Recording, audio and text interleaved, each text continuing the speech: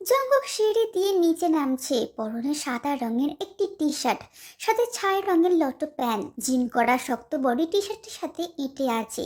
ঘন সিল্কি বড় বড় চুলগুলো হাঁটার সাথে ধাপে ধাপে নড়ে উঠছে।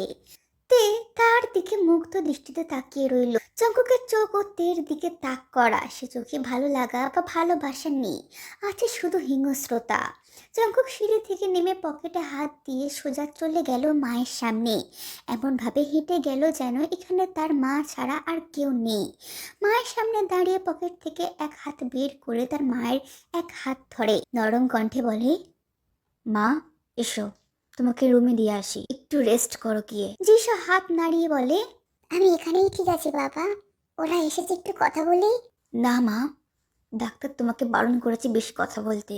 জঙ্গক নিজেই ধরে ওঠালো তাকে, এক হাতে তার কাঁধ জড়িয়ে ধরলো, অন্য হাতে মায়ের হাতটাকে আলতো করে ধরে নিয়ে গেল রুমে। জঙ্গক যেতেই মিনহো বলে, আন্টিকে নিয়ে গেল কেন? বড় আমার শরীরটা ইদানিং অনেক খারাপ, তাই না? ওই জন্যই ফুল বেড রেস্ট বলেছে। তাহলে রেস্ট করাই বেটার। তুমি দাঁড়িয়েছো কেন? বসো, তোমাদের দুজনের থেকে ট্রিট নেব আমরা। তে মুখে জোরপূর্বক হাসি টেনে বসলো সোফায়। জঙ্গক যিশুকে বেডে শুয়ে কাঁথা চাপা দিয়ে দিল, তার মাথায় হাত বুলিয়ে দিয়ে বলে, তুমি একটু রেস্ট নাও, আমি পরে এসে তোমার সাথে গল্প করে যাব। জঙ্গক উঠে যেতে নিলে সে আটকে দিল। শোন বাবা, বলো। তিনি ওঠার চেষ্টা করলেন, জঙ্গক তাকে হাত ধরে উঠিয়ে বসালো। দেখি কষ্ট দিস না বাবা, তোর বাবার ইচ্ছে ছিল দেখি এই ঘরের বউ হতে দেখার, কিন্তু উনি তো দেখে যেতে পারলেন না। তবে ওনার স্বপ্নটা আমি পূরণ করতে পেরেছি। আমি জানি বিয়েটা তোর আর তের মতের খিলাফে হয়েছে, এখন বিয়েটা মানতে কষ্ট হবে, কিন্তু তে পুরোপুরি চেষ্টা করছে সম্পর্কটাকে মেনে নিতে। ওকে কষ্ট দিস না। মায়ের আর্জিতে মুখ খুলে সে হুঁটুকু উচ্চারণ করে, আর কিছু না বলে বেরিয়ে যায় রুম থেকে। ড্রয়িং রুমে এসে সোজা গিয়ে একটা সোফায় বসে পড়ল, পায়ের উপর পা তুলে দিল, মাথাটা এলিয়ে দিল সোফার গায়ে, দু চোখ বন্ধ করে সবার উদ্দেশ্যে বলে, কি চাই? এটা কেমন কথা ভাই? কেন আসবো আবার? তোর বিয়ের ট্রিট নিতে এসেছি। একে তো বিয়ে করেছিস, কারোকে জানাসনি। মিনহো বলে, এত কিপটে হলি কবে বন্ধু? ব্যাচেলার পার্টিটা অব্দি দিলি না। আজতে মানে ভাবির হাতে রান্না না খেয়ে ছাড়ছি না। চঙ্কক একইভাবে চোখ বুজে সোফায় হেলে বসে। তুই যে বিয়ে করেছিস একটা কাক পক্ষীও জানে না। বিয়ের ব্যাপারটা সবার সামনে আনছিস না কেন? প্রয়োজন মনে করছি না। কিন্তু কেন? এ দেশে পরিচিত মুখ তুই, সবাই চেনে তোকে, তাহলে সবাইকে জানাতে ক্ষতি কি? এবার তীর্যক চোখে তাকালো তাদের দিকে। যেখানে আমার সম্মতি নেই সেখানে আমার কোনো ইন্টারেস্ট নেই। দেশের মানুষ জেনে কি করবে? উদ্ধার করবে আমাকে? তে এখানেই বসেছিল, হঠাৎ করে উঠে দাঁড়িয়ে বলে, আপনার জন্য কফি আনবো? এমন সময় তের কাছে এমন কথা কেউই আশা করেনি। জঙ্কুক চোখ বাঁকিয়ে বলে, চেয়েছি তোর কাছে। আমি কখন বললাম আপনি চেয়েছেন? আমি তো জিজ্ঞেস করলাম কফি আনবো কি না। জঙ্কুক কপালে দুই আঙুল ঘষে বলে, আজকাল বড্ড কথা শিখেছিস। আপনার থেকেই শেখা। এদিকে সবাই বসে বসে দুজনের নীরব যুদ্ধ দেখছে। জঙ্কুক সোফা ছেড়ে উঠে দাঁড়ায়। তোরা কি খাবি বল, রুবি খালাকে বানিয়ে দিতে বলবো। ইউনো উঠে দাঁড়িয়ে বলে, আজকে কি খালার হাতে রান্না খেতে এসেছি নাকি? আজ তো তে রানীর রান্না খাবো। কি বলতে? ঠিক আছে, কি খাবেন বলুন, আজকের ট্রিটটা আমার তরফ থেকে। এই তো বলে দিলে আমাদের ভাবির মতো একটা কথা। তুমি বরং চট করে বিরিয়ানি বানিয়ে দাও। ঠিক আছে, আমি এক্ষুনি বসিয়ে দিচ্ছি। তে রান্নাঘরের দিকে চলে যায়। রাতের খোলা আকাশ, মাঝে গোলাকার একটা চাঁদ জলজল করছে। চাঁদের আলোয় চারপাশ আলোকিত হয়ে আছে। উত্তরে হিম শীতল বাতাস এসে গা ছুঁয়ে যাচ্ছে। সিগারেটে সাদা ধোঁয়া আচ্ছন্ন চারপাশ। আপন মনে সিগারেট ফুঁকছে জঙ্কুক। বন্ধুদের কানের আড্ডা থেকে উঠে এসে ছাদের এক কোণে দাঁড়িয়েছে। তার চোখ আটকে আছে বহুল ব্যস্ত সড়কটার দিকে। বউ গাড়ি আসছে যাচ্ছে রাস্তা দিয়ে, সেদিকে আপাতত তার ধ্যান। আচমকা কেউ এসে জঙ্কুকের পিঠে চাপড় মারে, শান্ত স্বরে বলে, এখানে একা দাঁড়িয়ে আছিস কেন রে? জঙ্কুক একবার চোখ তুলে তাকালো ইউনোর দিকে, আবারও রাস্তার দিকে তাকায়। সিগারেটে আর একটা টান বসিয়ে ধোঁয়া ছেড়ে বলে, বলছি। ইউনো বিষম খেলো জঙ্কুকের কথায়। কি বলবি বল। ইউনো এবার আসল কথায় আসতে চাইলো। ওর পাশ ঘেঁষে দাঁড়িয়ে রয়ে শুয়ে বলে, দেখি এখনো মানতে পারছিস না কেন? জঙ্কুক জবাব দেয় না, সে সিগারেট ফুঁকতে ব্যস্ত। শোন, তুই আমার কাছে সবকিছু বলেছে। ও আন্টিকে ফোর্স করেনি, ইভেন ও নিজেও বিয়েটা করতে চায়নি। ও তোর থেকে দূরে যেতে চাইছে, কিন্তু ওকে আর বলতে দিল না, মধ্যপথে থামিয়ে দিল, গরম চোখে তাকিয়ে বলে, সাফাই গাইতে এসেছিস? না, সত্যি বলতে এসেছি। আর সত্যি এটাই, তুই ভুল বুঝে বেশি রিয়াক্ট করছিস। বিয়েটা তোদের দুজনে জোর করে দেওয়া হয়েছে ঠিকই, সেই হিসেবে তো তেও তোর সাথে এমন রুড বিহেভ করতে পারতো, কিন্তু ও করে না। কেন জানিস? কারণ ও তোকে ভালোবাসে। কিন্তু তোর এই বিহেভিয়ারে কিচ্ছু ঠিক হবে না, সব বিগড়ে যাবে। আঘাত বেশি পেলে ছেড়ে যেতে দুবার ভাবে না কেউ, মনে রাখিস। জঙ্কুক সিগারেটের শেষ টান দিয়ে সেটা পায়ের নিচে পিষে ফেললো, মুখ থেকে সমস্ত ধোঁয়া বের করে বলে, তাহলে তো আমার থেকে বেশি তুই চিনিস ওকে, বিয়েটা তুই করতি। আমার ভাগ্যে থাকলে আমি করতাম, কিন্তু ভাগ্যে নেই। ভাগ্যে তোর ছিল আর তুই তা মানতে পারছিস না। পরে পস্তাতে হবে তোকে, বলে দিলাম। জঙ্কুক কাঁধ উঁচিয়ে বলে, দেখা যাক। এমন সময় হঠাৎ আশেপাশে সমস্ত বাতি নিভে গেল, ছাদের যে বাতি ছিল সেটাও নিভে গেল, কেবল চাঁদের আলোতে আলোকিত হয়ে গেল চারপাশ। লোডশেডিং হয়ে গেছে বোঝা যাচ্ছে। জঙ্কুক ইউনে এগিয়ে গেল আড্ডার দিকে। এতক্ষণে তো তেল রান্না হয়ে গেছে মনে হয়। জঙ্কুক গিয়ে দেখে আয় না, খিদে পেয়েছে বড্ড। যার খিদে পেয়েছে সে যাক। ভাই, এমন করছিস কেন? নিচে যা না, মনে হয় অন্ধকারের তে ভয় পাচ্ছে। যা। সে কখন থেকে শুনছি ভালো লাগছে না তোর। কি হয়েছে তোর? তোদের বাসায় খেতে এসেছি বলে কি সবকিছু আমাদেরকেই করতে হবে? জঙ্কুক তাদের নাটকীয় কথায় না দাঁড়িয়ে থেকে চলে গেল নিচের দিকে, অন্ধকারে হেঁটে গেল। ফোনের ফ্ল্যাশ লাইটটাও অন করেনি। কিচেনের সামনে যেতেই দেখলো সেখানে একটা মোম জ্বলছে। মোমের আলোতে চারপাশ আধো আবছা হয়ে আছে। তে কোমরে কাপড় গুজে কাজ করছে। বড় কড়াইটা থেকে বিরিয়ানি সব ঢেলে একটা বলে বাড়ছে। বাড়া শেষে ওঠাতে গিয়ে দেখে বেশ ভারী বোলটা। তখনই জঙ্কুক বলে উঠল, আমাকে দে। পিছন থেকে একটা পুরুষালী শব্দে আঁতকে ওঠেতে হুট করে পিছনে ঘুরে যায়, বুকের উপর হাত রেখে বড় বড় শ্বাস নেয়, দম নিয়ে বলে, ওহ, আপনি? তো কার আশায় ছিলি? কারোরই না। বিরিয়ানির গামলাটা নিচে উঠাতে গেলে জঙ্কুক এসে উঠিয়ে নেয়। রুবি খালা। খালা বড় আম্মুর কাছে গেছে। জঙ্কুক আর কোনো কথা না বলে চলে গেল। একেবারে ছাদে গিয়ে সবার মধ্যখানে রাখলো গামলাটা। বিরিয়ানি থেকে বেশ সুন্দর একটা ঘ্রাণ বের হচ্ছে। মিহ নাক টেনে ঘ্রাণ নিয়ে বলে, বাহ, গ্রানটা তো দারুণ হয়েছে। বাবুর্চি কই? জঙ্কুক পিছনে ঘুরে দেখলো তে আসেনি। ও ভেবেছে তে ওর পিছন পিছন এসছে, কিন্তু পিছনে কাউকে দেখতে পেল না। তুই দেখে রেখে চলে আসলি কেন? একা একা আসতে পারবে? সিঁড়ির ওখানে অত অন্ধকার। যা, নিয়ে আয় গিয়ে। সবাই বলে বলে আবারও পাঠিয়ে দিল তাকে নিচে। ড্রয়িং রুম পেরিয়ে যেতেই কারোর সাথে ধাক্কা খেলো বেশ জোরে। জঙ্কুক হাত বাড়িয়ে খপ করে ধরে ফেললো তাকে। এমন সময় অন্ধকার ছাপিয়ে আলোকিত হয়ে উঠল পুরো ড্রয়িং রুম। কারেন্ট চলে এসেছে। আলোতে সবকিছু স্পষ্ট দেখতে পেল এবার। জঙ্কুক তের কোমর জড়িয়ে ধরে আছে, তাকে পড়ে যাওয়া থেকে বাঁচাতে। তে দু হাতে ধরে আছে তার টি শার্টটা। এই অবস্থায় নিজেকে দিকে হুট করে ছেড়ে দিল তের কোমর। নিচের ভর জঙ্কুকের হাতে থাকায় পড়ে যেতে নিল, কিন্তু পড়ল না। দু হাতে টি শার্টটার গলা আঁকড়ে ধরল। জঙ্কুক চোখ বন্ধ করে দাঁতে দাঁত লাগিয়ে বলে, ছাড়। তার টি শার্টের ওখানে আরো শক্ত করে ধরে রাখে ভর দিয়ে সোজা হয়ে দাঁড়ায়। জঙ্কুকের টি শার্টের গলা ঢিলে হয়ে গেছে। ওটাকে ঠিক করে ধমকে সুরে বলে, চোখে দেখতে পারিস না না? মোম নিয়ে আসতে পারিস না? আপনার কাছে তো ফোন ছিল, আপনি কেন ফ্ল্যাশ অন করতে পারলেন না?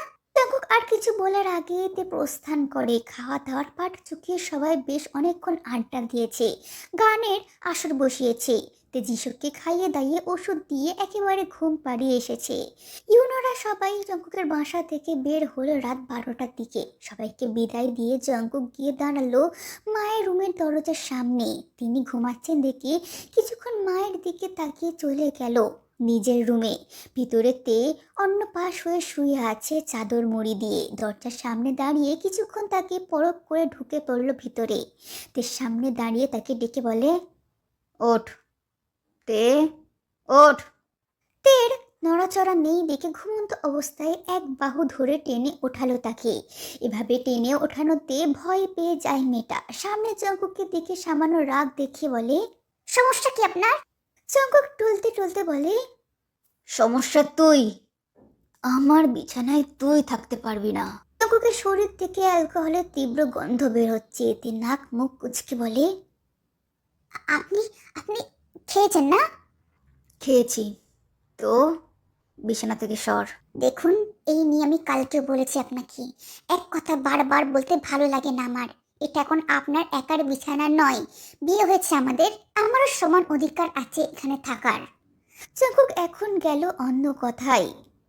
কি করে বশ করলি, হ্যাঁ? মাকে যে এত জোর জবরদস্তি করে বিয়েটা দিয়েই দিল। দু চোখ বন্ধ করে হাত দুটো মুঠো করে নিল তে। আপনাকে জোর করা হলে আমাকেও জোর করা হয়েছে, আমি কাউকে কিছু বলিনি, না কারোকে বশ করেছি। জঙ্কুক তীর বাহু টেনে তাকে মুখোমুখি দাঁড় করালো, দাঁত কিড়মিড়িয়ে বলে, মিথ্যে কথা। তুই বশ করেছিস মাকে, আর ছোট মাকেও। আমি তোকে বরণ করার পরেও কেন করলি এমন? কেন করলি আমার সাথে এমনটা? আমি কিচ্ছু করিনি, আপনি বিশ্বাস করছেন না কেন? কি করে করব? তুই তো বিয়ের আগে আমাকে বলেছিলি তুই আমাকে ভালোবাসিস। আমি বারণ করেছি বলে তুই এইভাবে বিয়ে করলি। তুই এবার চটে গেল, জঙ্কুকের গায়ে ধাক্কা দিয়ে সরিয়ে দিল। বলছি না আমি কিছু করিনি, আপনাকে যেভাবে জোর করা হয়েছে আমাকেও সেভাবে জোর করা হয়েছে। আমি এতটাও নিচু নই যে আপনাকে পাওয়ার জন্য এত নিচে নামবো। আমার ভুলটা কি ছিল জানেন? আমার ভুল ছিল আপনাকে বিশ্বাস করা, আমার ভুল ছিল আপনার মধ্যে মুক্ত হওয়া, আমার ভুল ছিল আপনাকে ভালোবাসা, এবং সব থেকে বড় ভুল ছিল আপনার কাছে ভালোবাসা প্রকাশ করা। কারণ আমি তো ভুলেই গিয়েছিলাম যে আপনার জীবনে অন্য কেউ ছিল না, এখনো আছে হয়তো, যার কারণে না বিয়ে মানছেন না আমাকে। জঙ্কুক রাগিয়েতে চোয়াল চেপে ধরলো, ফুঁসতে ফুঁসতে বলে, আমার জীবনে কেউ নেই, না তুই না অন্য কেউ। তাহলে তো আপনার আমাকে নিয়ে এত সমস্যা কেন? কেন এত সমস্যা বলুন? তুই অদৃশ্য এক খামে আমার নামে লেখা হয়ে গেছিস, জড়িয়ে গেছিস তুই আমার জীবনে। সমস্যা তো হবেই। আমিও এটাই ভাবছিলাম অদৃশ্য এক অধিকারে আমি তো এখন আপনারই। হয়তো সব ভুলে নতুন করে শুরু করবেন, বিয়েটা যখন হয়েছে তখন দুজনকে একটা সুযোগ দিবেন, কিন্তু আমি বলছিলাম আমি আমাদের সুযোগ দিলেও আপনি আমাকে বা নিজেকে কোনো সুযোগই দেননি। কাল আবেগের বশে আপনাকে অনেক কিছু বলে ফেলেছি, সেগুলো বলা উচিত হয়নি আমার। জঙ্কুক ওর গাল ছেড়ে টলতে টলতে বলল, ভালো শাস্তি চাস? প্রয়োজন মনে করছি না, আমাকে ভিক্ষুক ভাবার কোনো প্রয়োজন নেই। ভালোবাসতে পারি, কিন্তু তাকে পাওয়ার জন্য ভালো সেজে ভিক্ষা করতে পারি না। মরণ পর্যন্ত প্রেম তৃষ্ণায় ভুগবো, তবুও ভালোবাসার ভিক্ষা চাইবো না। তাহলে বিয়ে করলি কেন? এক কথা আর কতবার বলতে হবে আপনাকে? প্রশ্ন তো আমিও করতে পারি, আপনি কেন বিয়ে করলেন আমাকে? তুই বশ করেছিস সবাইকে, বুঝলি? বশ করেছিস তুই। কথা বলতে বলতে ঢলে পড়ল তীর কাঁধে, দু হাতে আগলে ধরল তাকে। এত বড় সুঠাম দেহি যুবকটাকে এক হাতে ধরে রাখতে পারছে না সে। তার উপর মদের বিশ্রী গন্ধ এসে নাকে লাগছে। বিছানার উপর ধপ করে শুইয়ে দিল তাকে, পা উপরে তুলে দিয়ে গায়ে কাঁথা জড়িয়ে দিয়ে হন হন করে বেরিয়ে গেল রুম থেকে। সূর্য উঠে গেছে পূর্ব দিগন্তে, বেলা হয়েছে অনেকটাই। পূর্ব দিকে জানালার কাঁচ ভেদ করে সূর্যের কিরণ প্রবেশ করছে কক্ষে। আলোর প্রচুর তীব্রতা, সে আলোতে বন্ধ করে রাখা চোখও ঝলসে যাবার অতিরিক্ত রৌদ্রের ঝাঁঝে টিকতে পারল না তে। এপাশ ওপাশ নড়তে নড়তে চোখ মেলে চাইল। রোদের তাপ দেখে বোঝাই যাচ্ছে অনেকটা বেলা হয়ে গেছে। তড়ি ঘড়ি করে বিছানা থেকে উঠে বসল সে। দেওয়ালে টাঙানো ঘড়িটার দিকে তাকালো, চোখ বড় বড় হয়ে যায়। 9টা বাজতে 10 মিনিট বাকি মাত্র। তে চট জলদি উঠে দাঁড়ায়। শরীরের শাড়িটা যেন দুমড়ে মুচড়ে গেছে, ভাঁজ হয়ে গেছে জায়গায় জায়গায়। এবড়ো খেবড়ো শাড়িটাকে আবার ঠিকঠাক করে বেরিয়ে গেল রুম থেকে। বাইরে ডাইনিং এর কাছে আসতেই দেখতে পেল টেবিলে সব আবার রাখা। সেখানে বসে আছে জেনি, কাই, সুবিন আর জিসো। তে গিয়ে টেবিলের সামনে দাঁড়ায়। ঘুম এতক্ষণ কেটে গেছে তার। তাকে দেখে কাই বলে ওঠে, তে মা, এসো নাস্তা করো। শরীর কেমন আছে এখন? জি আঙ্কেল, ঠিক আছি। কাই থেকে চেয়ারে বসতে বলে, এদিকে এসো, সারাদিন অফিসে থাকি, খোঁজই নেওয়া হয় না। তো জঙ্কুক খেয়াল রাখছে তো তোমার? বকাঝকা করে নাকি আবার? এই প্রশ্নের জবাব দিতে গিয়ে অস্বস্তিতে পড়ে গেল সে। নিজেকে স্বাভাবিক রাখার চেষ্টা করে বলে, না, খেয়াল রাখি আঙ্কেল, চিন্তা করবেন না। এমন সময় উপর থেকে ধূপধাপ করে সিঁড়ি দিয়ে নামার শব্দ হলো। সিঁড়ির দিকে তাকাতেই দেখা গেল জঙ্কুক নিচে নামছে। জঙ্কুককে দেখতে পরিপূর্ণ যুবক লাগছে, মুখ ভরাট ভরাট চোয়াল, বড় বড় চুলগুলো আজ সব পিছনে নিয়ে ঝুঁটি করেছে, গায়ে ছাই রঙের একটা শার্ট, হাতটা কোনোই পর্যন্ত ফোল্ড করা, শার্টটা কালো প্যান্টের ভিতরে ইন করে রেখেছে। কাল যেমন বাজে আচরণ করেছে, আজ সেই লোকটাকে দেখে বোঝাই যাবে না যে এই লোকটাই সে। জঙ্কুক নেমে আসলে তে উঠে দাঁড়ায়, এখান থেকে সরে যাওয়ার বাহানা করে বলে, আমি একটু রুম থেকে হয়ে আসি, একটু কাজ আছে। একটু পরে যাও, বসো, 2 মিনিট তোমাদের সাথে কথা আছে। জঙ্কুক আসতে বলে, গুড মর্নিং। গুড মর্নিং, বস তোরা কথা আছে। জঙ্কুক গিয়ে তার মায়ের পাশে বসলো, তার বিপরীত পাশে। হ্যাঁ বলো।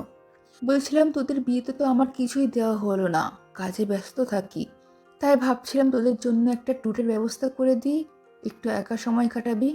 তে আগে তাকালো জঙ্কুকের দিকে, তখনই জঙ্কুক তাকালো তার দিকে। দুজনে চোখাচোখি হতেই তে চোখ নামিয়ে নেয়।